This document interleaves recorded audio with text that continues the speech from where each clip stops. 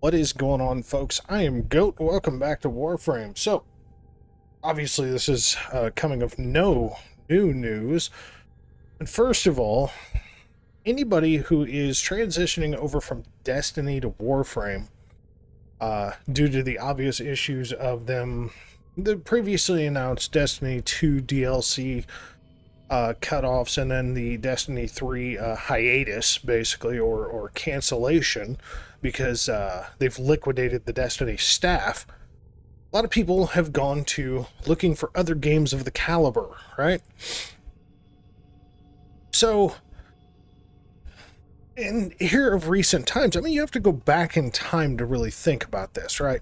Like, part of this goes back to 2013, a time when sci-fi, looter shooter games were like a thing that nobody wanted to believe in, right? Warframe comes creeping up against other different type of, rogue style games and everything else, and this is a sci-fi, space ninja type game. Destiny comes creeping the hell out. And they were basically just competitive against each other in a great many ways. But one way that Warframe has always been able to stay ahead of the curve in regards to Destiny is the fact that Warframe is free DLC. First and foremost, free DLC. So, that's just thing number one. Warframe has always been free DLC. Now, that's not to say that Warframe was always free. When it first came out, it was not. And very quickly after that,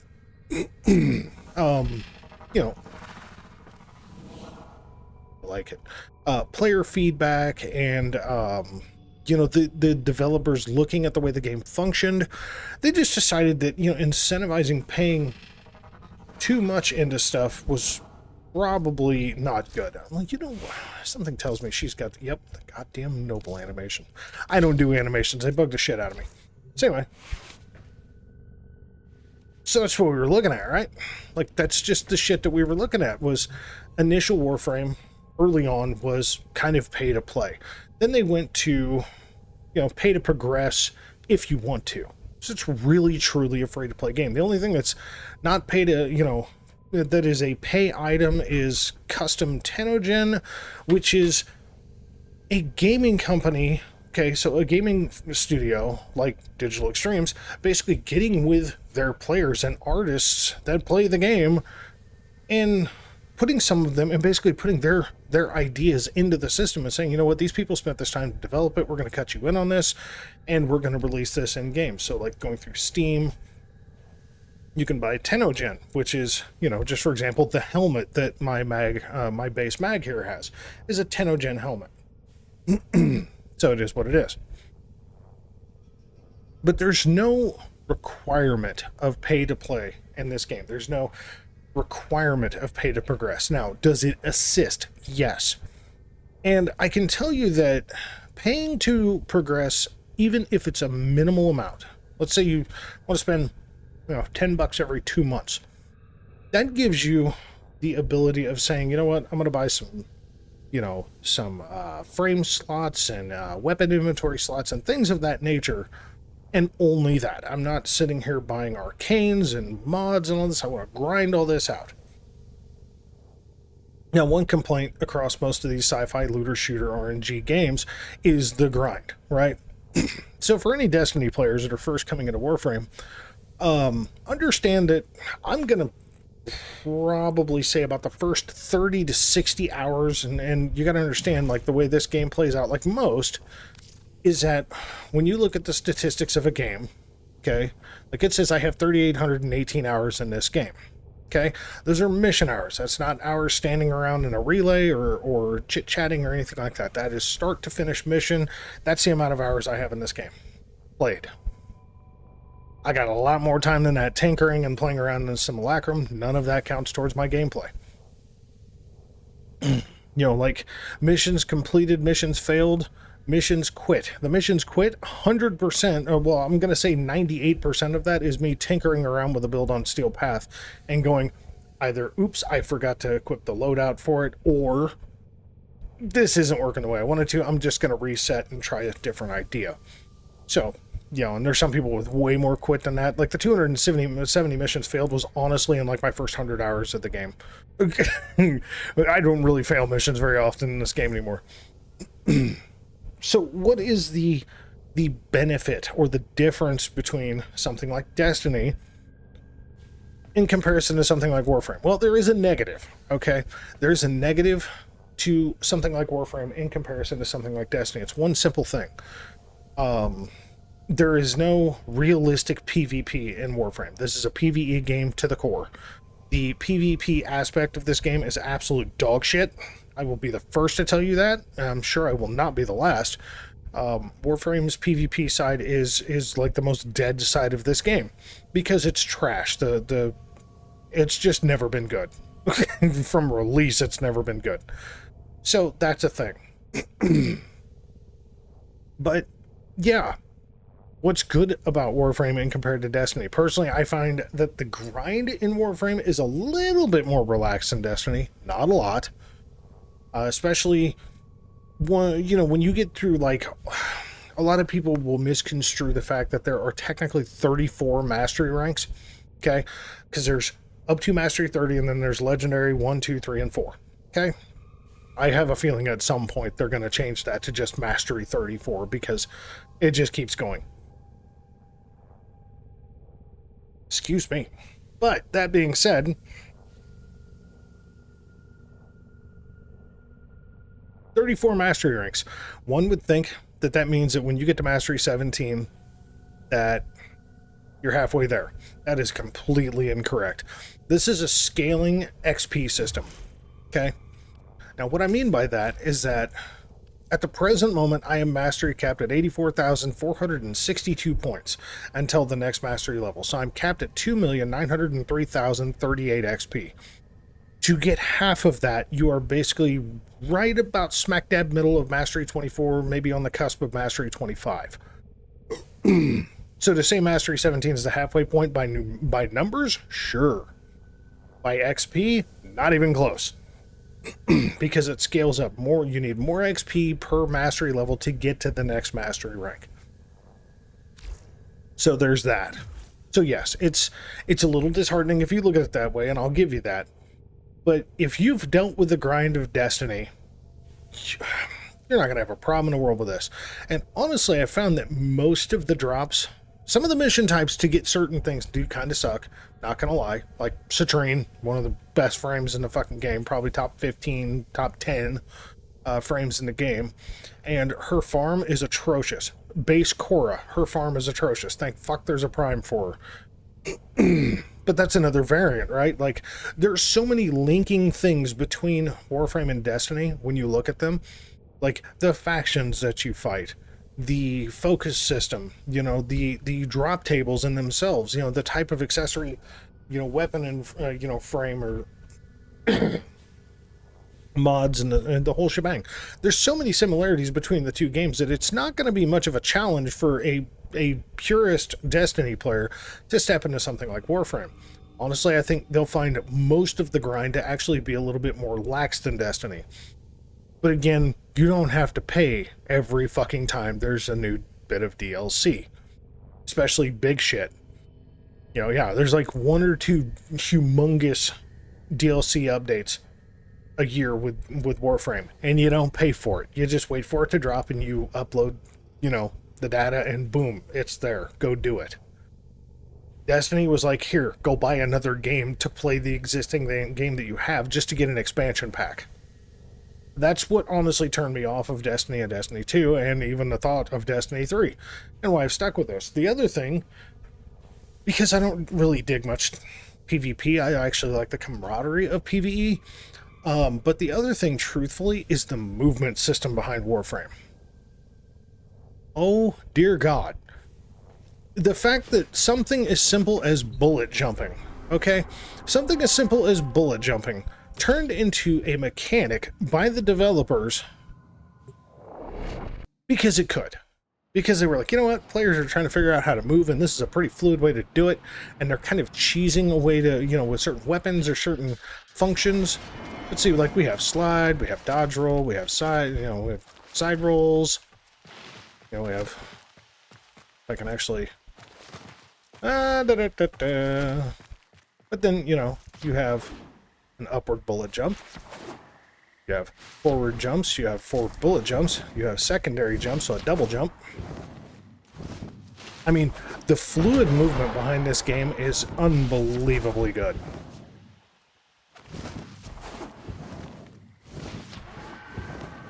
Side jumps, side rolls, the whole shebang. I mean, like, just the base function of movement in this game has absolutely just killed me on anything else, any other game.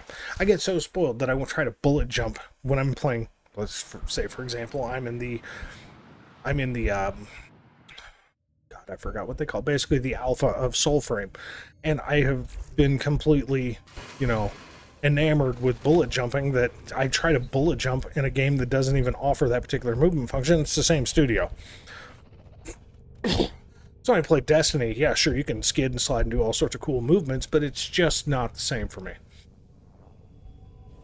It's the new player experience. For anybody who has played Destiny up to this point and is now coming into Warframe, this is a daunting thing to understand, okay? There is a lot of information that is actually quite different from Destiny as far as the base quest. Okay, like, I'm gonna tell you right now, until you hit the second dream quest, you're gonna feel like, I just want to quit playing this fucking game. Not gonna lie. So, like, let's go to just story-based quests, okay? So you go through Awakening, that's just an intro. Vor's Prize, first quest, it's basically a tutorial of the game, you have to do it. Saya's Vigil is just this quick little annoying ass quest on you know, to basically show you see this and to get a blueprint for Gara. Excuse me. Vox Solaris is where you get the blueprint for Garuda and you learn what Fortuna is, which you'll learn to hate later. Once Awake is just kind of a thing, it's just introducing a couple of little things. Heart of Deimos is another open world, just like Saya's Vigil, and just like Vox Solaris, this is actually introducing the Infested open world, this is the Grineer open world, and this is the Corpus open world. The Arcwing is just to introduce you to the Arcwing and how to use the damn thing, and then here's where we start getting into the sketchy backside deal of the Lotus, which is basically your primary navigational voice. So the person who's guiding you through missions and guiding you through quests and everything else through most of the quests.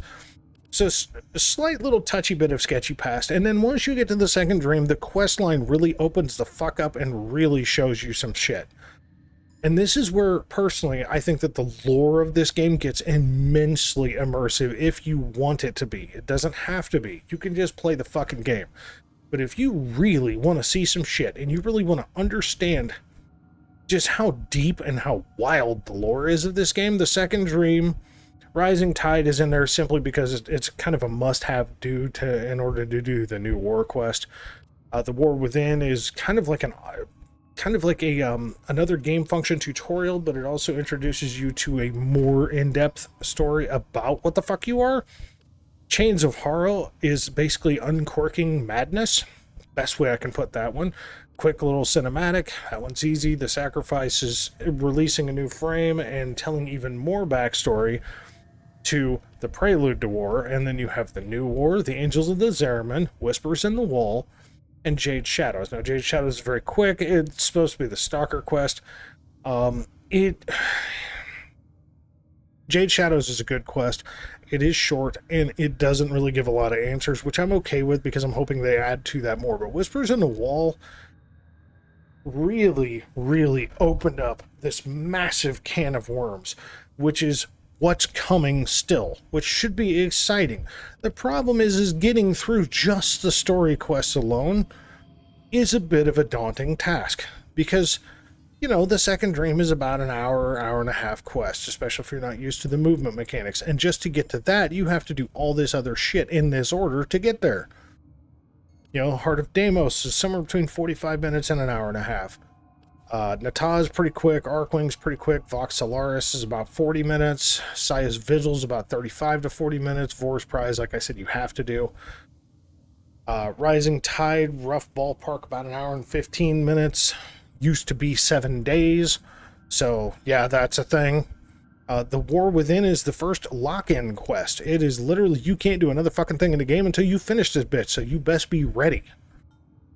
Chains of Horror is about another hour to an hour and a half, depending on how you handle it. The Sacrifice is, again, another 50 minutes to an hour and a half. Prelude to War is very quick. It's 3 little bits.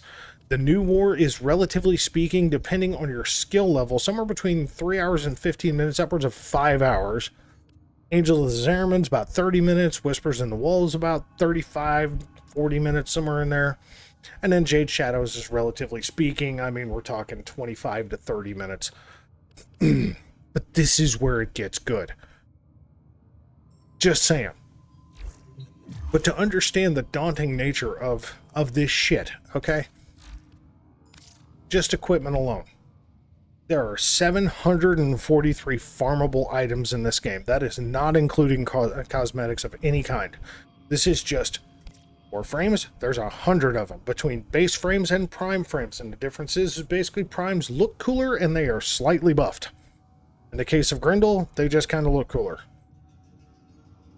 So yeah, not every frame has a prime. As they release, the primes come a few years after the fact.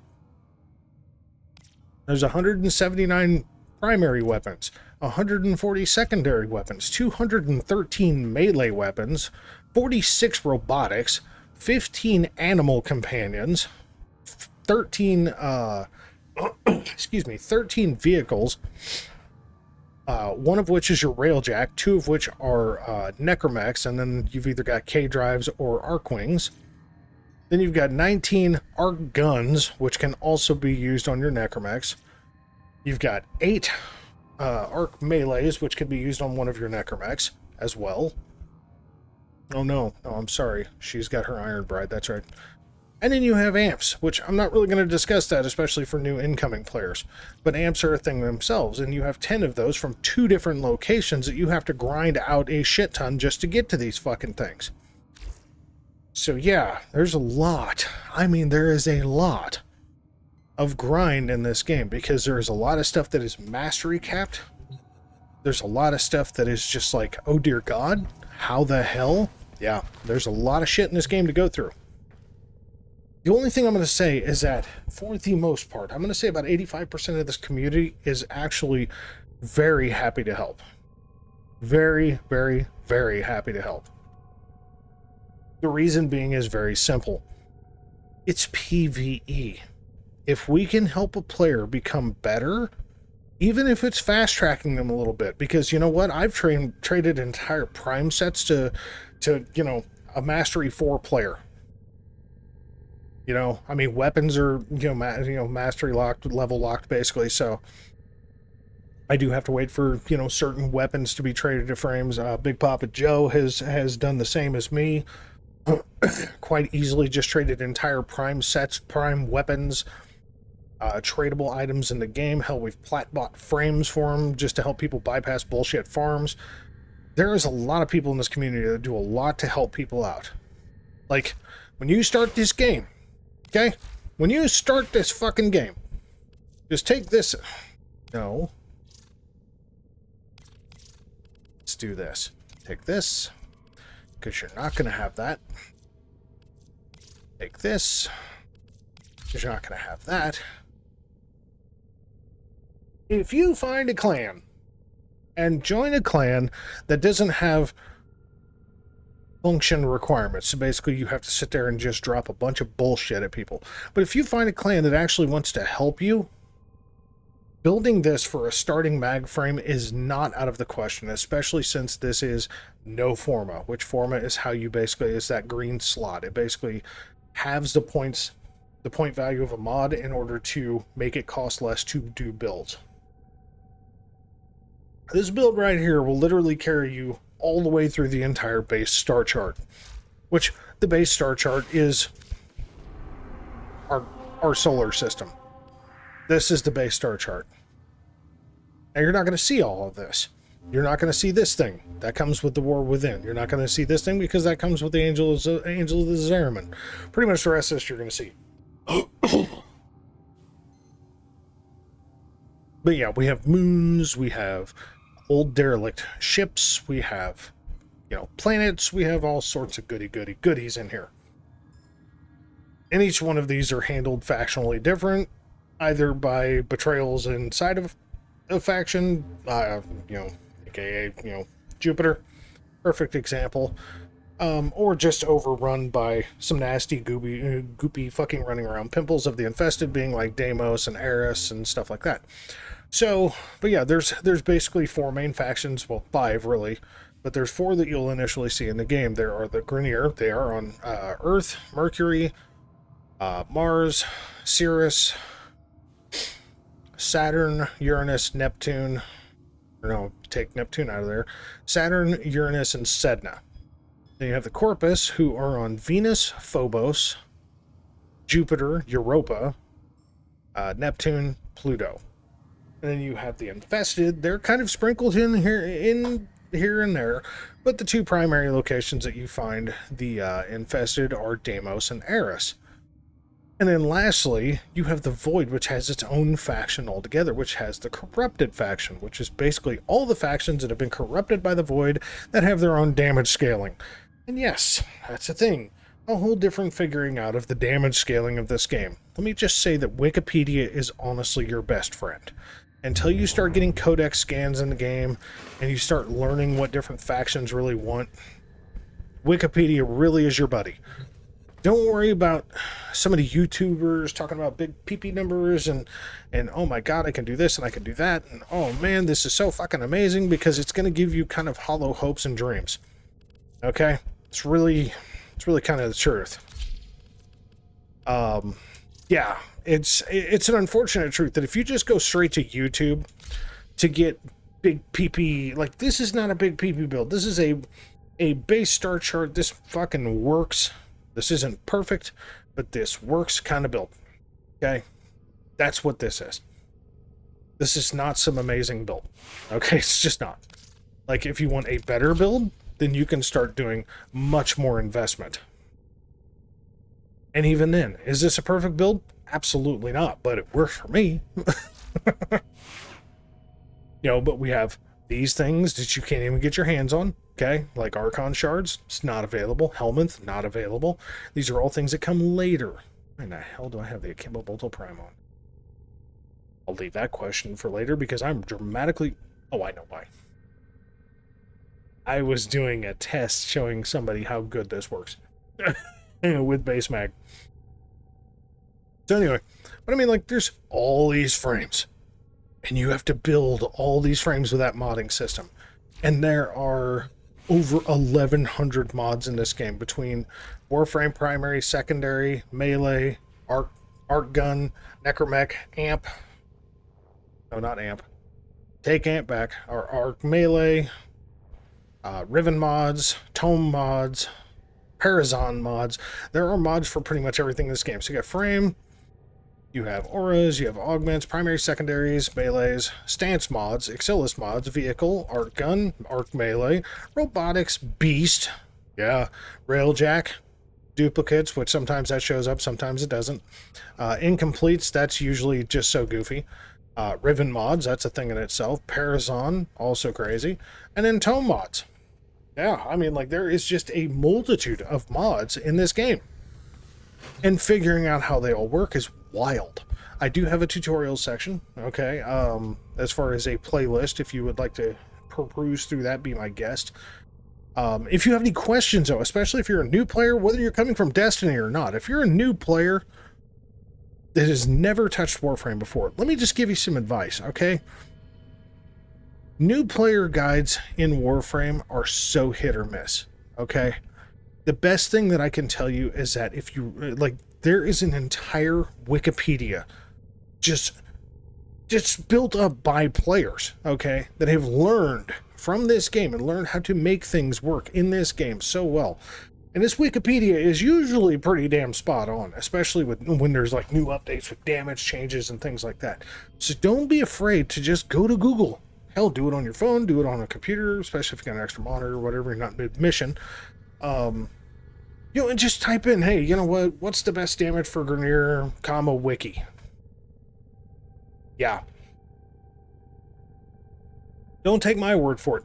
Don't look at tier lists and go, This is the gospel. I have said this before. Tier lists are subjectively silly. Tier lists is, for the most part, is a bar to set a very, very low basis on what is the best shit and the worst shit in the game. But once you get below what most people consider to be A and B tier, which even there, sometimes it gets skewed. Once you get below A and S tier, it gets so subjectively silly that, like, some people will call one frame complete dog shit. I can turn around and play that exact same frame in some very nasty content, and it will be just fine. So, and don't worry, if once you start playing this game, if your cosmetics look like crap and you just don't have any cool stuff and you can't get platinum, it comes, okay? I've been playing this game for over 4.5 years at this point. I am no expert by any means, except for as a casual player. And as a casual player, I can tell you that this game is hilariously fun to play. It takes time. Do stupid shit. Get yourself fucking killed. Quit missions out of rage, just out of frustration because you're not getting the shit you want, or you're just, things aren't going the way you want. And take a moment and look at Wikipedia. Talk to other players, you know, set yourself to public and people watch how people play. Yeah, they're going to annihilate a map more than likely and make it to where all you're doing is basically being carried. Don't be afraid to ask players, hey, what would do this? How do I make this work the best? Because this is what I got. Most players are, you know, they're either just going to ditch out of the squad and be like, I ain't got time for this because they're on a mission. Or they're going to stop and go, you know what? Yeah, this person's like a Mastery 3. They need some help. And they'll share some basic builds. They'll chat with you, you know? Don't be afraid to join Discord servers. If you get the opportunity to join a Discord server, join a Discord server. It's a good time. It's a really, really, really good time. So, yeah, and like I said, if you have any questions, if you have any specific videos that you'd like me to shoot, pop a comment. Seriously, I'm not asking for interactivity. I'm asking because if you want to know something, I want to help you know it, okay? That's really where my goal is. So, folks, that's it for now. I don't want to make this too terribly long, but I want to thank you very much for watching. Again, if you've got any questions, got any comments, you want to see any builds or anything like that, we got ways to do this. I can shoot a whole fucking video. We can, you know, get you in my Discord server. Doesn't matter to me. Because there's no activity required in my server. I promise you that. You can literally sit there and lurk for all I give a fuck. That's it. That's all. So, folks, thanks very much for watching. As always, we'll catch you in the next one, alright?